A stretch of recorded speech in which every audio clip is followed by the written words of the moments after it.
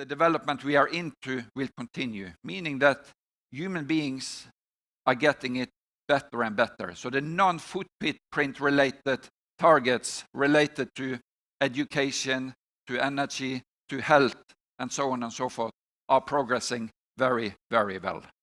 But we have two areas of big concern where the development is kind of red throughout all parts of the world.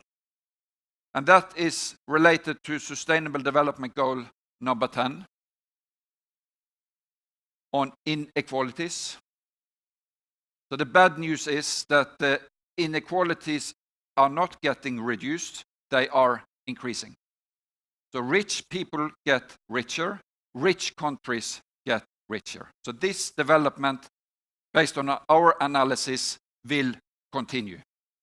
And it was presented some results earlier this year saying that 8 people of the world control more financial assets than the lower part of the whole population, meaning more than 3.5 billion people. So that is where we are today, and this will probably continue. On Thursday this week, I was at the NTNU, the university in Trondheim. I talked to students, and I said, think about how you will spend your life. Will you work in companies making rich people richer, or will you do something which kind of mean more for more people? And I think the younger generation, what I see, not only Norway, but many places around, really would like to see a bigger purpose of what they are doing. The other area which is red throughout is on climate change. So despite the fact that we do a lot of good things on renewable energy and so on and so forth, it's far too little. And we will not be able to reach the 2.0 warming target in the Paris Agreement. In our analysis, we are heading towards a 3-degree warming. It has consequences beyond what the researchers can tell us today. So in the area of climate change, we are doing far too little. So that was just to give you a brief overview on where we see our progress towards the 2030 agenda for the world is just today. Then I will come back to a few reflections on how do businesses work on this, and in particular, what do DNV GL do to contribute.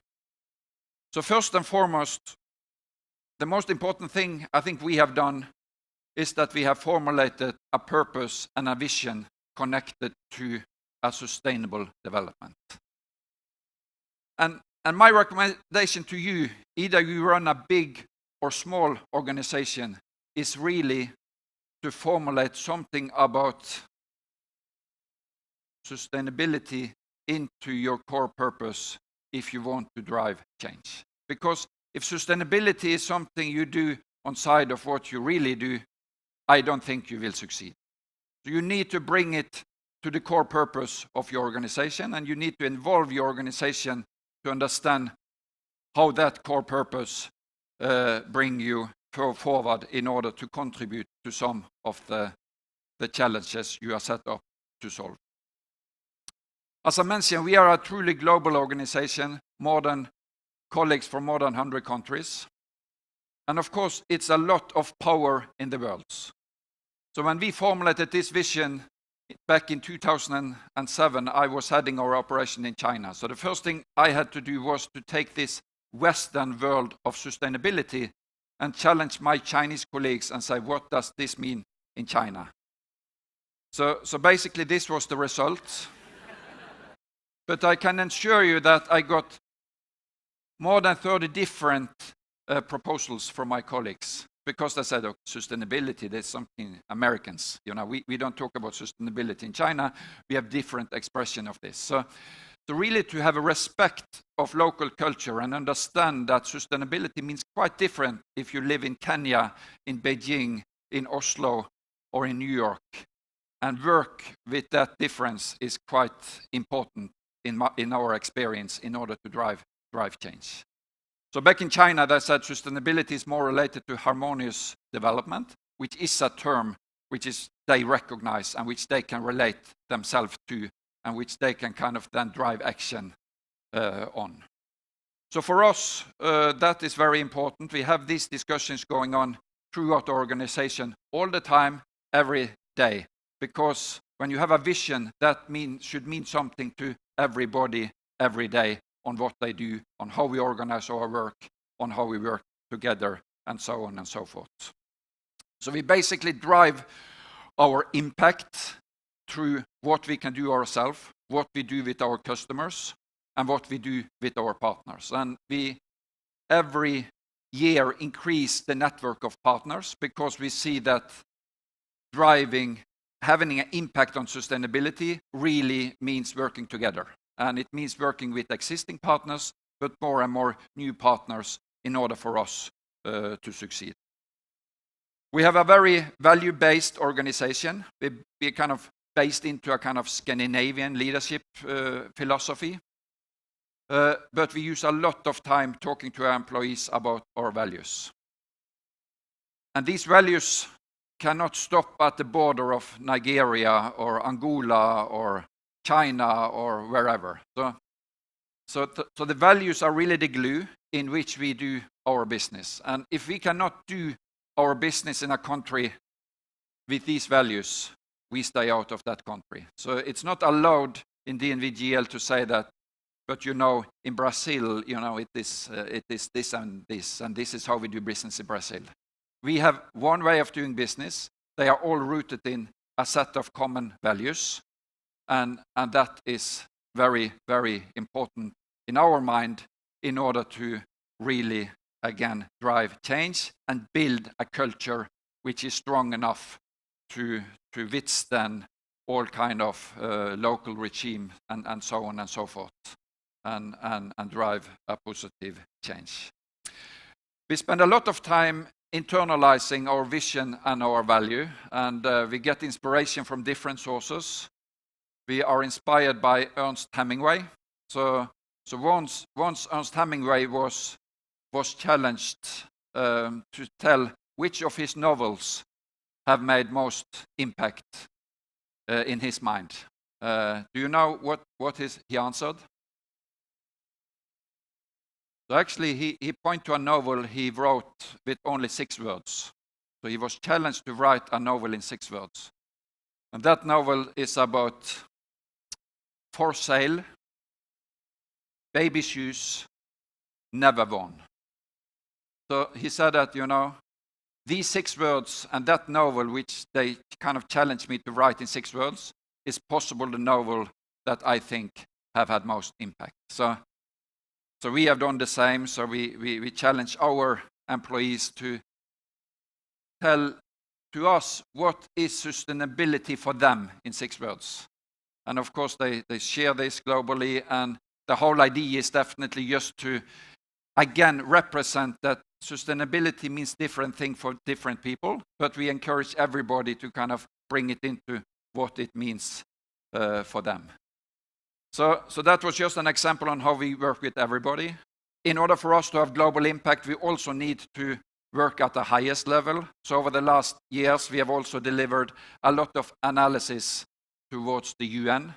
And we spent quite some resources being an advisor to UN, because that is also a way for us to live our vision of global impact for a safe and sustainable future, to work at this level and to impact that level. And I think in the world we see it today, we should all support UN even more, because that is an organization and an institution which I think need more support. And I am encouraged to see that the business world is increasingly working with UN in order to support them, in order to learn from them, and in order to partnership with them. And we have been studied by many kind of outsiders. Recently, it was published a book called Brands with a Conscience. It is kind of putting a lot of samples on. And we are very proud to be one of the companies in that book, alongside Unilever and a few others, which is demonstrating that sustainability is not only something we do in addition to our core business, but it is really an integrated part of our value creation. I mentioned that we had a turning point in 2009 in Copenhagen with the sleeping Chinese, and after that we have initiated a project which really focus on opportunities. If you Google risk reports on Google today, you will find some millions hits. Many companies do risk report, many companies has risk managers. We love to talk about risks. If you Google opportunity report, you will probably only find one. That is a report we share every year. We work together with UN. So we start with the risks. Instead of ending with the risk, we start with the risk. And we say, how can the risk inspire us in order to find solutions? So we make global workshops, groups like this, bring in people from different sectors, from politics, from academia, young and old, and bring them together to brainstorm how can we take risk to opportunities and solutions. So what we see over the last year when we do the trending is that many of the opportunities these days are along 4 different industry sectors. It's about energy, it's about health, it's about water, and it is about food. And we see technology is driving progress in these sectors quickly. And we see also that obviously it's not only in the sectors, but it is more and more between the sectors the new opportunities are scaling up. And 4 weeks ago, during the General Assembly in the UN in New York, we launched a new solution together with the UN. We call it Global Opportunity Explorer. It is an online community of sustainable solutions. We invite everybody to join in, of Norwegian company, Innovation Norway, Storebrand, Sparebanken 1, and Catapult Futurefest are all members of this kind of global tribe. It's more than 500 solutions there now, and you can all screen them. You can search through the Sustainable Development Goals to industry sector and so on and so forth. And what we see when we look at these solutions is that things are about to change. So I will show you a study we have done together with World Business Council recently, where we start to see our life. What is the good life 1.0? This is our generation, which stuff is everything. Our parents have taught us that we have to collect a lot of stuff, and we are kind of the stuff generation. The more stuff, the better life. But when we look into what the next generation are happy about, and this is study based a lot about social media, where they look at pictures and postings which people do when they are happy, we are happy to see that we see a change. We see that good life 2.0 is from living bigger to living better. From living large to being connected, from driving alone to sharing journeys, and so on and so forth. So we see it is a positive change for the better, which make us very happy and hopeful. And this is not only in Norway, this is a global movement. So the generation coming after us has a different mindset. And that's why I think going forward, and my call to action to you today is 3 main messages. First and foremost, we need a new mindset. In order to kind of green this scorecard within the next 5,000 days, we need to think bigger. We need to think different. We cannot expect that the people who created the problems are able to solve them. So we need to bring in new people into the debate. And personally, I really think to bring young people into this debate is crucial. Number 2, in kind of the post-truth era, we need to seek science and we need to seek knowledge. So that is our mission. Veritas means the truth, and we spend 5% of our revenue into research every year, because we would like to be knowledge-based in our opinions. And we encourage everybody to really engage with the universities, with institutions, and bring a voice of knowledge out in the societal debates, because it is so much flavored by feelings that it is important to bring knowledge into it. And thirdly, we need more leadership. And I think I will encourage all of you to think about that, how you can lead personally, and how you can teach others to lead, and how you can be a leader and a teacher for the next generation. We are very inspired by Paul Polman.